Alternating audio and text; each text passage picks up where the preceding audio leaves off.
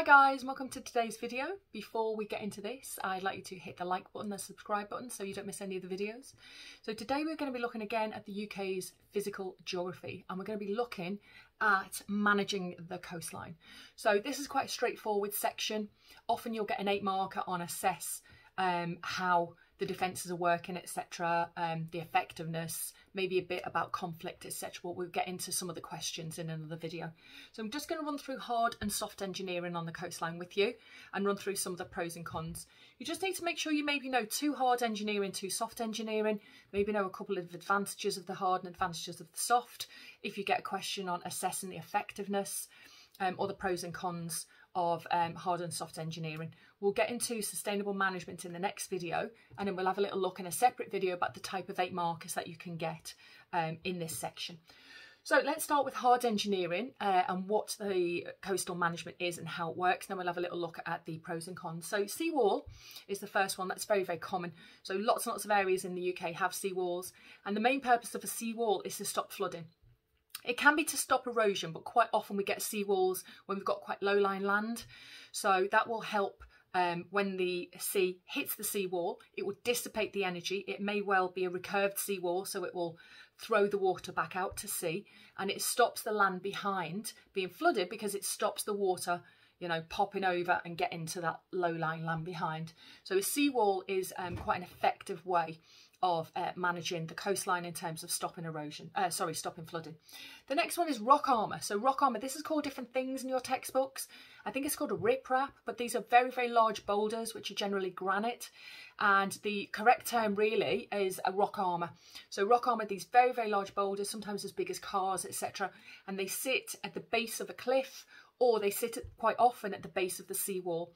Now their job is to, again, dissipate that wave energy. So the waves come in at high tide, they hit the rocks and the water runs through. So it takes away the energy. So the coastline isn't eroded, or if they're at the base of a seawall, it stops the seawall being attacked, because the seawall over time can be cracked and damaged by the power of the water. So instead of replacing the seawall, what councils often do is add rock armour to the bottom to protect the seawall. So rock armour, again, is pretty effective at doing its job of dissipating that wave energy and stopping those waves either eroding the base of the cliffs or getting over into the land and flooding that land. Next are groins, which you've all seen, which are the wooden kind of fences that run parallel to the perpendicular, I should say, to the coastline. And they are there to catch the beach sediment. So the purpose of a groin is a little bit different to the other two. These two are dissipating the wave energy, whereas what a groin is trying to do is catch the beach material and build up the beach. So when the waves come in at high tide, the waves will hit the beach because the groins have trapped the sediment there, and it won't get to the land behind. So it won't get to the cliff, or it won't get to the lower lying land behind, or the quite low lying land, wherever it is there, and flooding. So a groin does its job by catching beach sediment, okay, and stopping it moving along the coastline. And then we can have offshore reefs, which we don't get an awful lot in the UK. We've got a few off the coast of Norfolk. They're very, very expensive, that's why. But they basically kind of do the job of rock armour, really, but they're into the sea. So they will kind of dissipate the wave energy before it even gets to the beach, and it will start building up sediment behind it, and the waves will break there rather than breaking on the beach. But like I said, we don't have an awful lot of those in this country.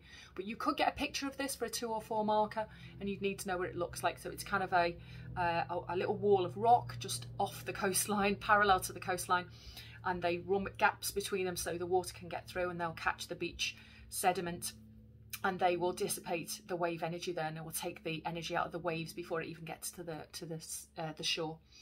So what can we say? Well, all of these are effective at doing their jobs, either dissipating the wave energy or catching the beach material and widening the beach or deepening the beach. So they're very, very effective, okay, at doing what they do. So that's fine. However, on the negative side, they are very, very, very expensive.